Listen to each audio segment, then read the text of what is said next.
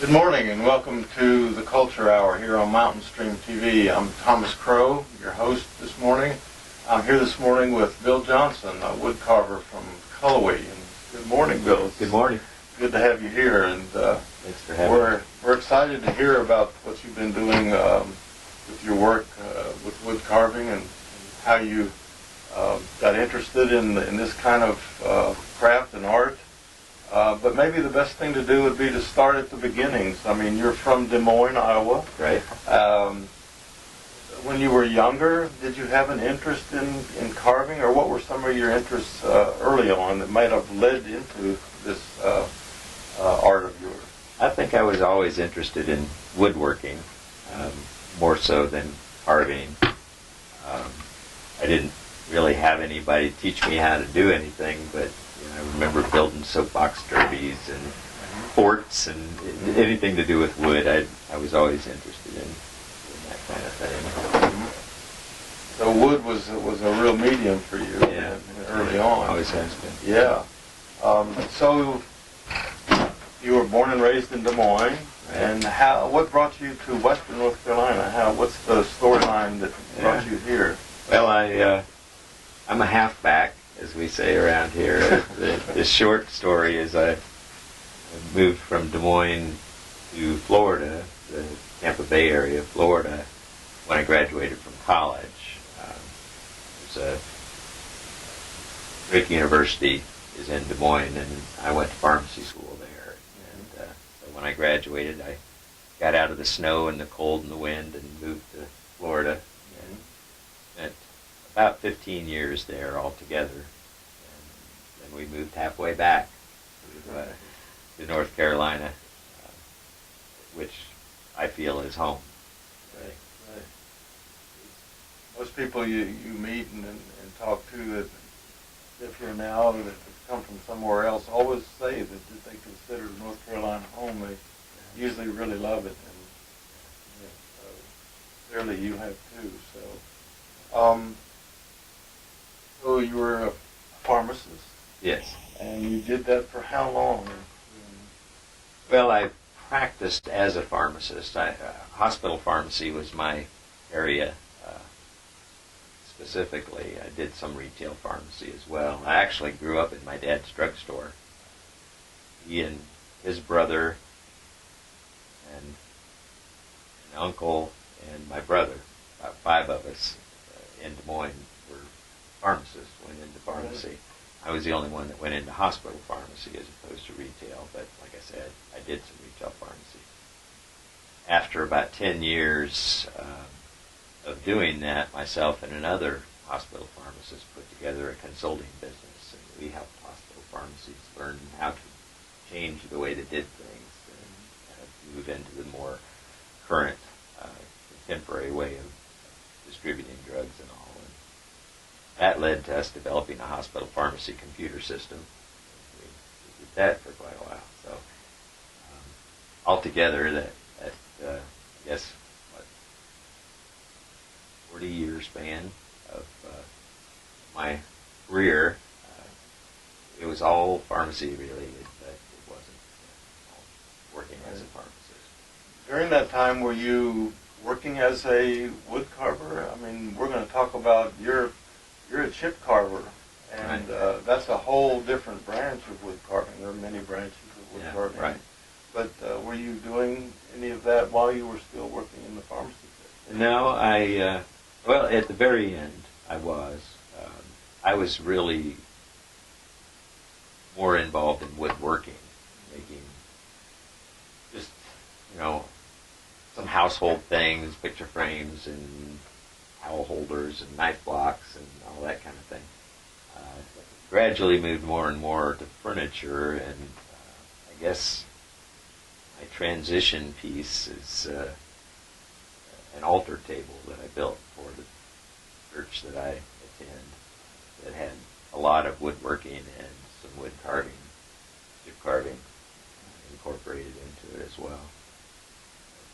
So it was really the woodworking up until we'd moved up here, and I went and took a class in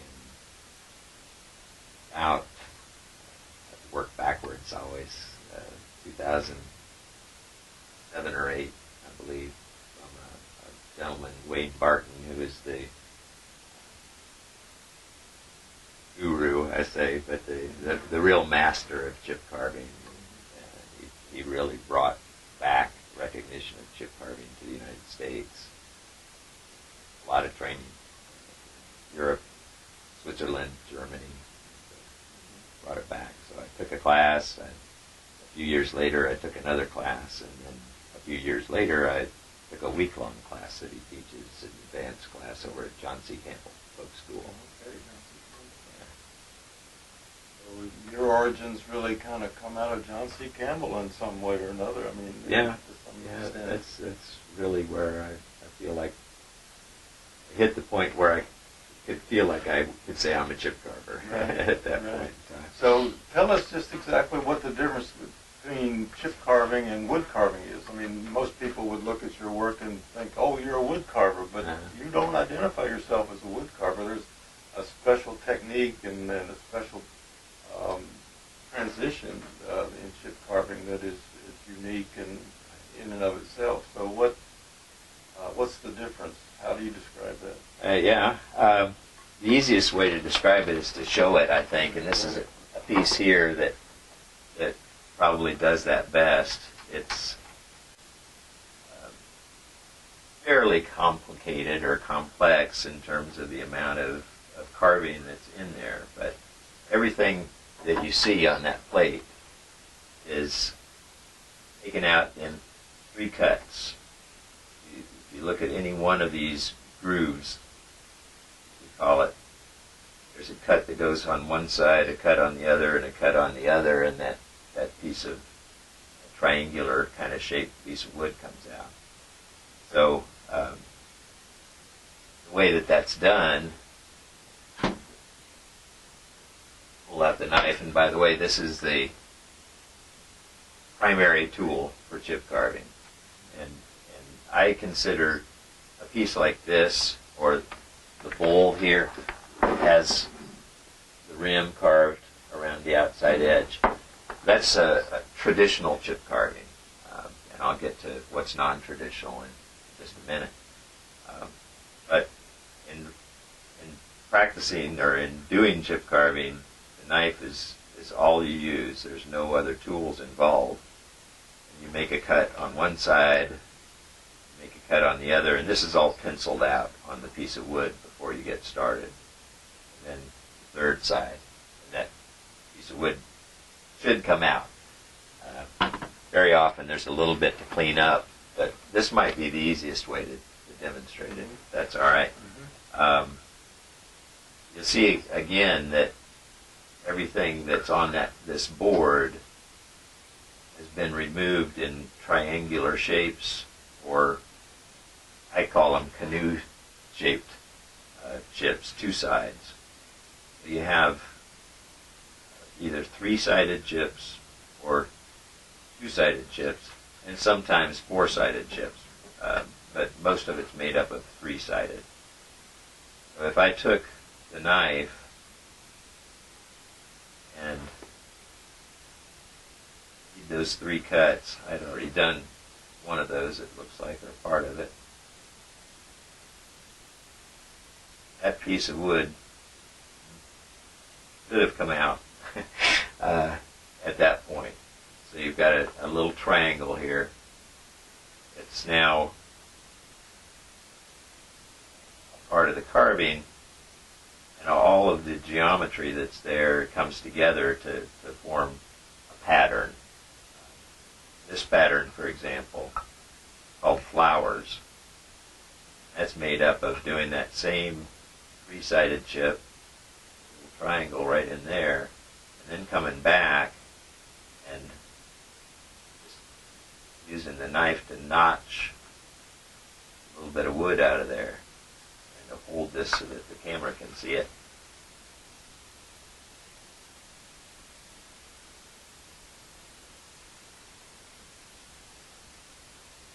So I just took those 2 little notches out of there, and once that's done on all of the pieces, it looks kind of like a flower. Again, and that's really what makes up chip carving is the designs and the arrangement of the three-sided and two-sided chips to make up something that's interesting. This is almost overkill in chip carving. You don't normally use the same shaped chip multiple times over and over again, but it was something that I was interested in doing. This is another example, and probably a better example of traditional chip carving. It's a cake plate, but in this case, there's a little bit more design and a little bit more flow to it. You're designing pieces, there's all kinds of things to consider in terms of contrast and flat field uncarved areas compared to carved areas. It's considered an artistic form, a decorative form of carving, so, as opposed to, as you mentioned, other forms of carving. Now, I, at a point, was challenged by a friend, a woodworker, a turner, to think outside the box, so to speak, and do something completely different, or different, I would say completely, with chip carving, and this came up with, eventually, I couldn't even get my mind around what that meant, do something unique and different with chip carving. But I was thinking about things that I really love, the interests that I have, and marine life is a big part of that. So, and I didn't bring any with me, but the first couple of pieces that I carved in that way were fish, reef fish. Therefore, the name Carolina Mountain Reefs came from the idea of making pieces that were saltwater based. The turtle piece here was about 2 years into that. So there's really two forms of carving involved here. I used to always say, and I still do, I'm a chip carver. I don't know anything about any other form of carving. But I get challenged by other wood carvers on that point now that I'm doing this sculpting of pieces such as this before I do the chip carving on them. Recently, a friend and art collector here in the Silva area challenged me to do something yet again different and unique, and that was a bald eagle. I hadn't done any bird carving of any kind before. Over a period of about a year and maybe 15 months probably altogether, this eagle came out.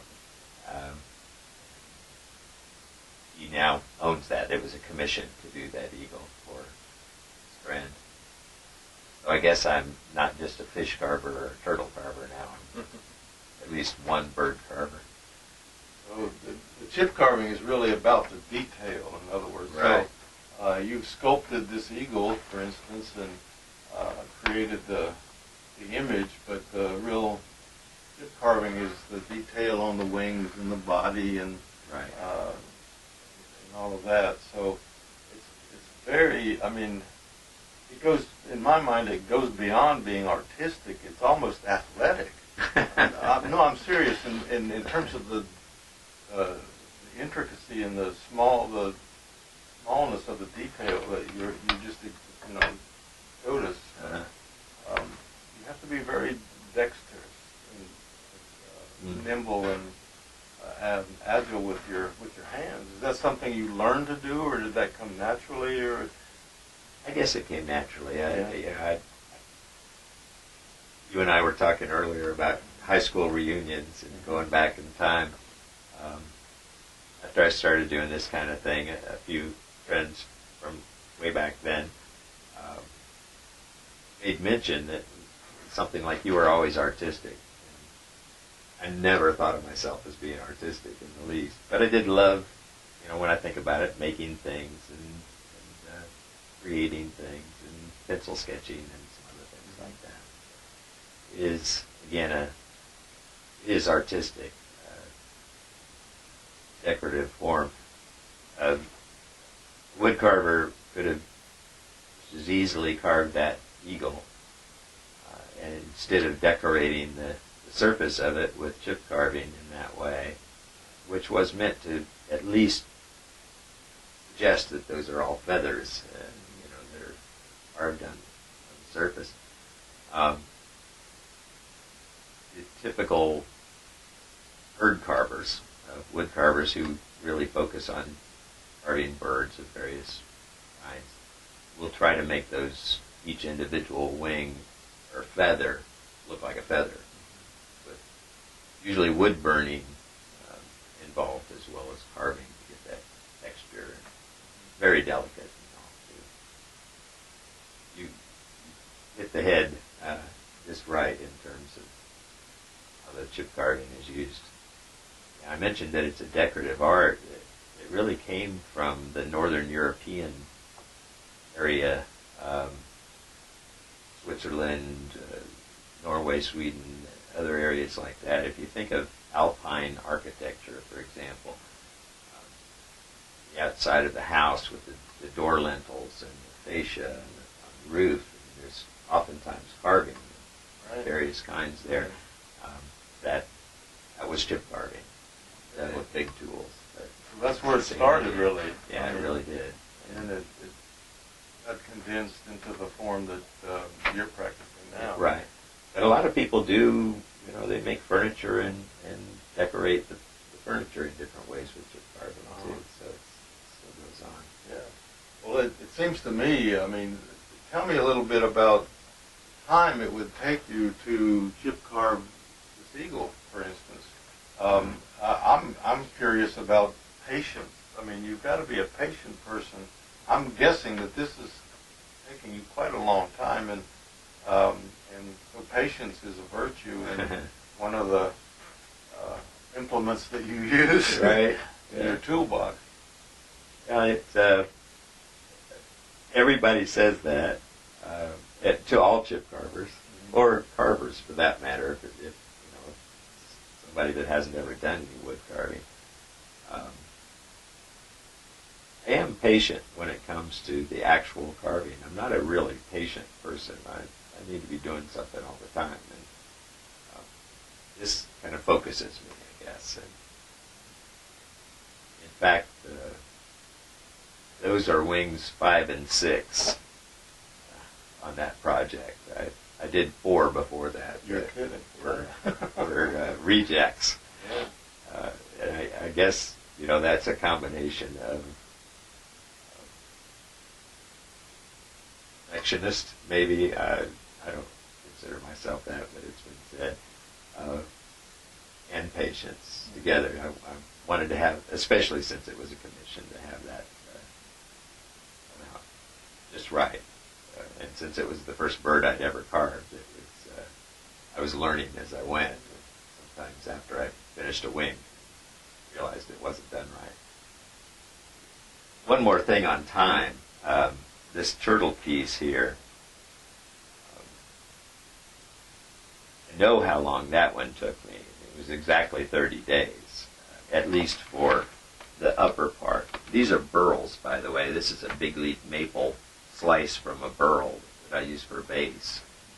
That's from a tree that grows in Australia called a grey box tree. They're just gorgeous pieces of wood on their own. That piece in the owner's home is actually not a desktop piece like that. The burl itself is attached to the wall. So it kind of looks like the bird's coming out of a wall. That was the idea. But back to the turtles. I had that burl. I'd picked it up somewhere. I had flattened it. It had been just chainsawed, very rough on both surfaces. The bark was dirty and dingy, and so I had pretty much cleaned it up before I started on this as a piece, and I had the idea of doing the 3 turtles. There's a show that's held in Charlotte every year. It is the largest wood carving show in this region, the southeast U.S., and a great one. And I wanted to have a nice piece for it, so I started this piece again 30 days before the show. Now that wasn't working 8-hour days Monday through Friday. I was probably spending 12 to 14 hours a day, 7 days a week, for those 30 days. But it paid off. And there was some patience involved in that, but I had this deadline that I was working for, and there was a little bit of hints. Well, there's a little bit of pressure there. Pressure, right? To get finished. I'm surprised that you could do that in 30 days. To tell you the truth. But Yeah. you say you're working 12, 14-hour days. That Right. explains a little bit. But, I know that you mentioned the show in Charlotte. I know that you've shown your work in many shows and all over the country and maybe even abroad. I don't know if you've gone abroad. No, abroad. Okay. And I remember being in your studio, your shop when we first met, and lots of ribbons. So tell us a little bit about your experience and your history with shows and meeting other wood carvers and chip carvers, and how much competition is there amongst chip carvers? Does that exist? That's a good question. Curious about that whole world. This is a world I don't really know anything about, so I'm interested to you explain how that works. Yeah, I didn't know anything about it either. 6 or 7 years ago, I found out about the Charlotte show through a friend of a friend who lives in Charlotte. And we were talking about selling my work, and that was really the focus of my getting into the show and going to the show as a outlet of having people come through, non-carvers, but the public coming through and buying various kinds of carvings. It was also a competition, so it happened that at the same time as the Turtle Piece. No, this was way before that. This was about 3 years before I carved those. And it kind of led to getting excited about the competition as well as the show, so to speak. That particular show in Charlotte brings through about 2,500, I think it is, people a year for each show, just enjoying what they're seeing and looking at various pieces. But when I'm entering a piece in competition, there are usually 3 classes: novice, intermediate, and advanced. Some shows have higher class, professional, some have,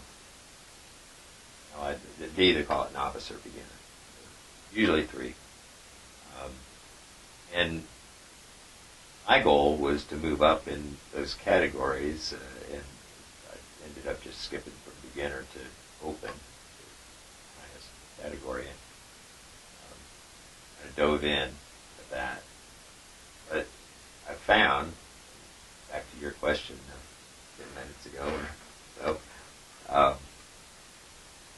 I found that there's not a lot of competition in the chip carving category as far as numbers are concerned. There might be, at that Charlotte show, for example, there might be 20, 30 more caricatures. Think of a Santa Claus that's hand carved. That everybody can think of that, but various other kinds of caricatures are. That's gotten to be more and more popular, and there might be more than 30 in the open class. Relief carving, there's quite a lot of that, but that same class open, there might only be 5 pieces, 6 or 7 at a larger show in chip carving. The show that I'm going to be going to next week in Ohio, the Cincinnati area, is the largest wood carving show in the country. So it's a little different, but still, in comparison, it's the number of chip carved pieces that are entered are a tenth at best of the number that are in other categories. Well, there's not as many chip carvers as there are wood carvers, obviously. Yeah. And, or in any of those other subcategories of wood carving. Right. And are you working on a special piece for this show coming up in Ohio? Actually, it's the Eagle. It's the Eagle. The great thing about that piece is it was a commission. I did it for a friend, and for those two reasons, I wanted it to be as perfect as I could make it. Therefore, the multiple wing attempts, and there are other multiple fries involved in that piece too. But our understanding, because he's a friend, is that I'm going to have visitation rights. Right. Take him with me to shows. Generally, you can't enter a piece in a show if it's been carved more than either 2 or 3 years. It has to have been carved and finished within the more recent 2 years or 3 years. Actually, the show that's held in, getting off track, that show, I've forgotten where I was because I went off on track. Just talking about. Yeah, just the show there and preparing for it. Yeah. So. I may not enter that in chip carving at that show, by the way. Really? Maybe not. But that will be in the open category. It'll be an open, okay. But open is the whole class of all the different kinds right. of carving. Right. If I put it in another class, that particular show in Ohio has a aviary, birds, stylized, meaning not be perfectly realistic, like the feathers carved, just like a feather and so forth, and then painted or not painted. So it could go in that class. I haven't decided yet. So you're not going to enter that into the chip carving class? I'm not sure. You're not sure. See, in my mind, there are places on that piece where the chip carving isn't perfect. Oh, look, you are a perfectionist, which would indicate all the awards that you've won over the years. I mean, you're a very well-known chip carver. You're not just somebody that's in Cullowhee that does this for a hobby. And your work has been written about and exhibited in a number of different kinds of woodworking magazines. Here's one called Chip Chats. It's about wood carving. And the piece that I've selected here is written by your mentor, Barton, and it shows some pictures of some of the marine life chip carved pieces that you've done.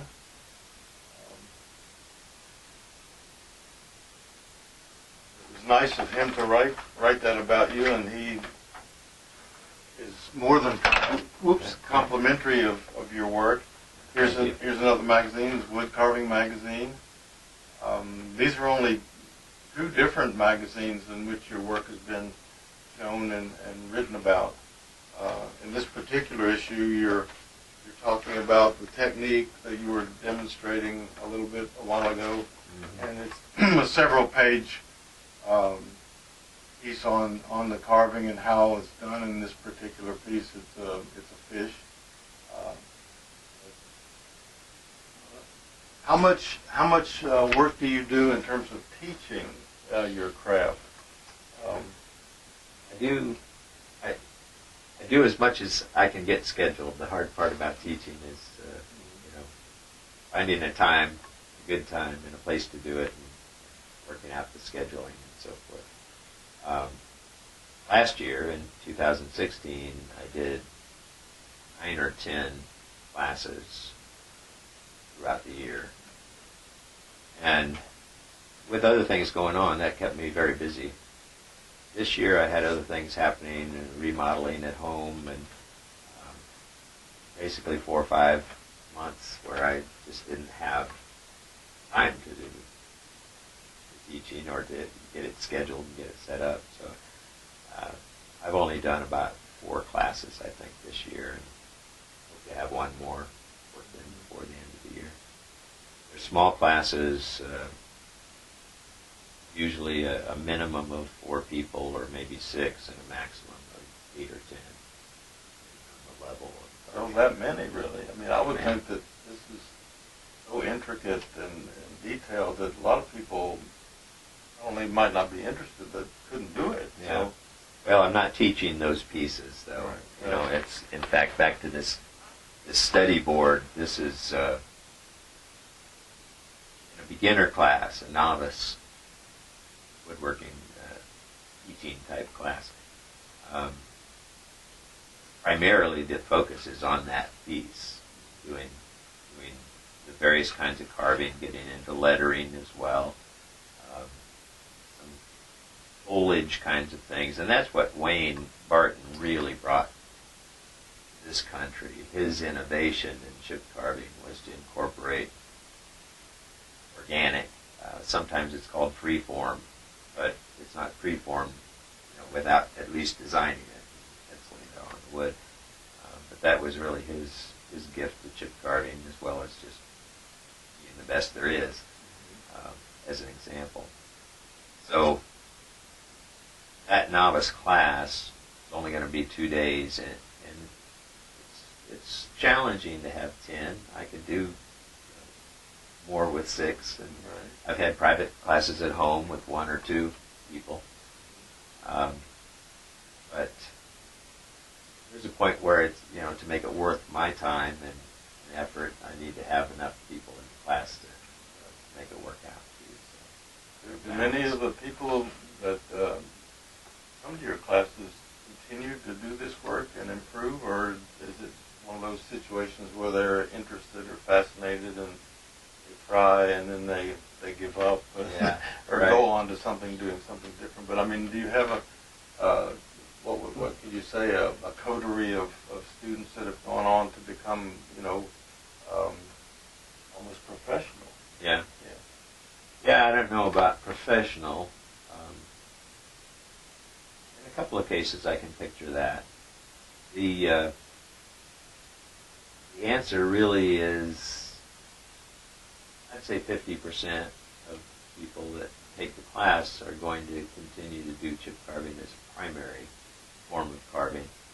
A lot of times, carvers will take the class with being experienced wood carvers themselves, with the idea of incorporating chip carving into their carvings one way or another. Like a wood turner, not a carver, might turn that bowl and then want to have a way to decorate it. Learn chip carving to do that. And then there are people who have never carved anything. They're taking the class for the first time. I actually find probably more of them stick with it and get excited about it. But maybe 20% of the people that take classes that I know of, I'm not in touch with all of them all the time, so I'm not sure, but maybe 30% go on and continue to do carving. And I've had a few the last couple of years who have done tremendous work. One in particular who, shortly after we got to know each other well, and chip carving was just moving along incredibly well. Moved to Florida, various circumstances involved there, but we stay in touch, and he sends me pictures of what he's doing. Great. It's nice to have that kind of lineage thing going on. As a writer, I'm working or spending time a lot these days with younger writers, and that's very satisfying to see them grow and become whatever it is they're going to become and do with their work. I was fascinated in talking to you earlier. I mean, you can imagine people illustrating the designs that you have on your pieces, much less, implementing them and making them three-dimensional in the wood as you do with your process with the knife. Can you talk a little bit about the design work with the preparation of doing some of these intricate pieces, like if you can maybe see this piece here on the bottom right, here, my finger is It's your right hand. Yeah, right here, the red circle. This is actually a flat piece of wood, but when it's carved and painted, it looks dimensional. It looks like it has some contours in it and everything. But layout and the design work that you do that goes into the preparation for the actual carving is fascinating to me. And could you describe that a little bit? Sure. It goes from simple to fairly complex, like that one is. Right. The process, or getting to the point of even doing that piece, was kind of just serendipitous, I guess you'd say. I went online looking at YouTubes and videos and other things with the idea in mind of making some lazy Susans. I was just thinking in terms of what have people done already in terms of lazy Susan. And it wasn't carving, it was just laminating wood and making beautiful pieces. But somehow, I don't even know what the process or the steps were that happened to put me in front of a video that was about drawing. And this man was doing drawings of optical illusions, basically. And he showed how to do the layout for this optical illusion. Probably should have brought the first step for me was drawing that on paper. And once I drew it out, it looks round. Even on a piece of paper, it looks like it curves away from you, like the front of a sphere. So I thought that, the shaded places in there, he shaded every other triangle that occurs in there of various sizes and shapes. It just as well be art as a triangle. That's really what led me to doing that one. Others, the fish and the turtles and other things, the eagle now. It comes as, there's a lot of work involved in doing the design work, I guess I should say first. Not so much the shape of the bird. There's a lot of learning on my part to do that. But just on paper, trying various combinations of art patterns and so forth to try to make it look realistic. In that case, that has the actual number of feathers, the main feathers across the back here, from tip to body, is the number of feathers in an eagle, a bald eagle. And the layers that you see carved there is basically 3 layers of overlapping feathers are represented by here and here. There's a little cluster of feathers here and here. So I try to start off the same way with fish and turtles and so forth. I try to start off with a sense of making it realistic to that point, and then think about different patterns of chip carving that would enhance that together. So there is a lot of creative work in terms of kinds of patterns you're using. It's not all just patterns that are used everywhere by everybody, and there's only a certain kind of pattern you can do, or you can be creative with this, right? Right, very much. Yeah. You've come up with some new patterns and designs, I understand. I mean, over the years, so not just following in the footsteps of the tradition, so to speak. Some. I mean, honestly, there's a lot of what other chip carvers do that are incorporated into the more live pieces that I do. And the concepts of blank space,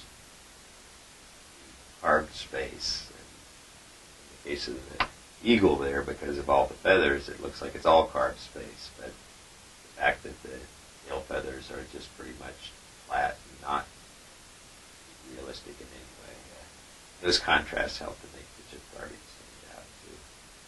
I mean, you showed me earlier some of your design sheets, and I mean, there's a lot of geometry involved. I mean, this is very complex layout and very detailed and intricate, and in a piece, especially the round piece, you know, it has to be perfect. I mean, if you get one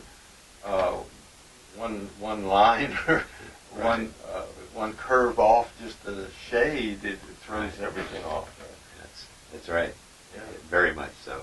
You can be off by the width of the pencil point at the beginning, and it'll be an eighth of an inch off by the time you get down to the outside edge. Boy, well, patience really is part of this process. I guess so. I can't imagine myself doing it, to tell you the truth. I mean, I wish I could. I had an interest in woodworking. When I got out of college, I had a degree in anthropology, and I didn't really want to be a teacher. And I thought, well, okay, I've been 4 years in school and I've got a degree, but what can I do with this to make a living? And I thought, well, there's really not much. So I'd taken some woodworking courses in high school that I really enjoyed, and I'd been involved with building and different things with wood. So I thought, well, maybe I can learn how to make furniture. And there's a school up in West Virginia that is a community college, actually, that has a very good program in furniture making. And I enrolled in that, and I thought, well, I'm going to be a furniture maker, and I'm going to, I can be creative, maybe, right. and maybe I can make a living, and I can be my own boss, and that kind of thing. Well, I enrolled, and they told me that they would have liked to have accepted me, but they only accepted, and I had a degree already from another college. They couldn't accept me because I already had a degree, and the community college was set up to give opportunities for mountain people to get an education, and they were filled up. So that never happened. And then I went to a few woodworking masters and contacted them directly to see if I couldn't hire on as an apprentice. And the timing was wrong. They were either didn't have an opening, or they weren't taking apprentices, or one thing or another. And, so that idea sort of disappeared, and I dove into the writing, and the rest is history. But I still love to work with wood. It's been a fascination and a minor hobby of mine all along. But I can't begin to do this. Oh yes, you can. Yeah, I said the same thing. When we talked about my getting into it, really, I should have gone back quite a lot, distance further. I can clearly remember going to an art and craft show at Disney World that they were having, and going through and looking at the various pieces that they had carved. And it was woodworking, really, but there was a bunch of carving pieces in there. And there was a box, maybe a jewelry box or something like that, that was covered with chip carving. I didn't know that at the time. I just knew that was something that was way beyond my ability and my patience. And I said the same thing everybody always says. Okay. And then somehow, 20 or 30 years later, it just, Barton's class came up in Knoxville. Decided I'd go take it and see what happened. History. And then here we are. Yeah, right. This is amazing in a very short period of time. I mean, relatively speaking. So, we should congratulate you on your accomplishments over this shorter period of time. You've definitely become one of the premier chip carvers in this country. And, slow to claim that. Yeah, Thank you. Yeah, well, I'm happy that the little I do know about it now, it's very obvious to me.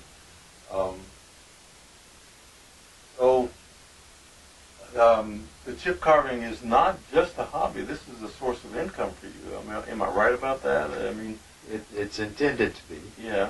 and so, how can people contact you and know about your work, see more of your work, and if they're interested in purchasing something, or maybe they're interested in taking a class with you, or whatever? What's the best way to get in touch and to make that happen?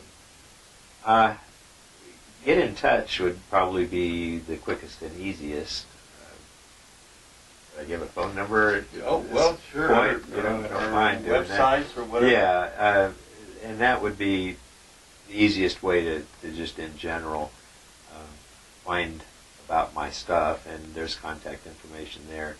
The website is called Carolina Mountain Reefs, REEFS, like .com, CarolinaMountainReefs.com. But it's even easier to just Google, if you Google wood carver Bill Johnson, it'll come up. And as many Bill Johnsons as there are, I was surprised to see that. I know there's tons of wood carvers. It may be because when I Google it, I'm around this area and it's looking at that as well. But wood carving or chip carving, if you want to be more specific, Bill Johnson. I definitely would encourage people to check out. But we've got a few pieces here, but there's much more, and there's a huge variety of different kinds of chip carving, and images and animals. And you have a huge aquarium in your house that's Yes. full of beautiful fish, I remember. And that reflected my interest in combining chip carving with sea life. Where did your interest in sea life come?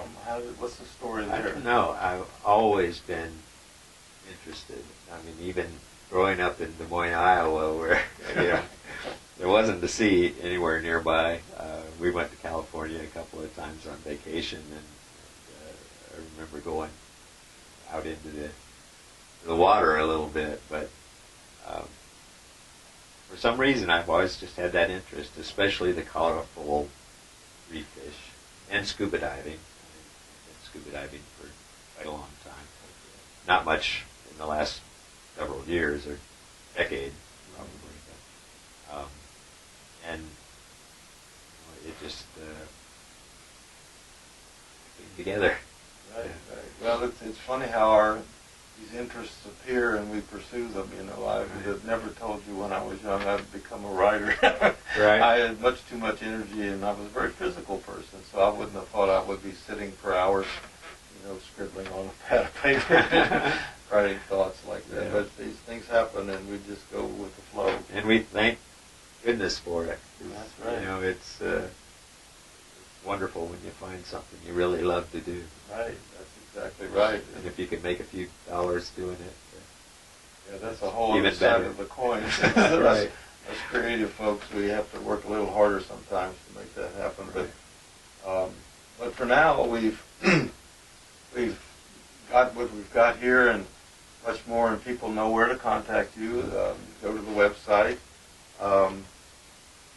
Carolina Mountain Reefs, or you can Google Bill Johnson wood carving to contact him and find out more about his work and maybe any classes or shows that may be coming up in the southeast or in the region where you can see others who are working in similar vein or other kinds of wood carving. I'd mention, if I can interrupt, at this point, I especially would mention for this area the Western North Carolina Carvers Carving Club. Western North Carolina Carvers Club. I think that's the right part at the end. But it's a group that meets in Asheville once a month. Great group of carvers and people. And, we do a show as well, and that show's done. This is just another one of those great things about living here in the mountains and doing this kind of thing. The Folk Art Center up on the Blue Ridge Parkway. And if anybody is going there and is not familiar with it, depending on which direction you come from, you'll see the visitor center signs first, but that's not it. You have to go beyond it if you're coming from east. The Folk Art Center will have that show another day, late October. I'll put it on my website, make sure it's there if people are interested, but it's just a great place to have a wood carving show. So that's coming up soon then. Right. It's in November. No, it's October. It's late October. Okay. Yeah. Okay. So you're looking for that, and if you're in the area or if you live here, go up on the Parkway and to the Folk Art Center and check that out, because it's not only a great opportunity to see some of the work we're talking about, but there's a lot of other kinds of crafts and arts on display there that are worth your time and effort. So, and the Parkway is a beautiful place to be in any case. So, maybe I'll just show the people out there watching this morning. This is a card. Bill's how to contact him and pieces of his artwork. Focus here eventually. So, I want to thank you very much for coming in and spending some time with us and discussing what you do and the detail and the ramifications of all that. It's not often that you come across somebody who's working in a vein like you are. I didn't know that there was any such thing as chip carving. Yeah, now most people don't. I know a lot more, and I've seen a lot of your work now, and had a chance to talk with you. And I hope all of you watching this morning have enjoyed what we've been talking about, and will be curious enough to look into it further, and even to contact Bill about possible classes and shows and the different things that are going on here. I do private or semi-private teaching classes at my studio as well. Okay. I didn't mention that. But, it doesn't have to be a class that's organized with 6 or 8 or 12 people. I will do individuals or 2 or 3 at the house. That's good to know. And that house is in Cullowhee, North Carolina, right here in our community where we're taping this show in the studio in Silva, so it's very close by for any of those of you who live close by. It's just right up the road near the airport. So thank you for joining us this morning. Please join us again on Friday mornings for the Culture Hour, sponsored by Shelton Farms and the Canary Coalition. And join us again next time when we'll be having an artist and a creative person from our region here to discuss their work and their talents. Until then, come back and see us in the woods.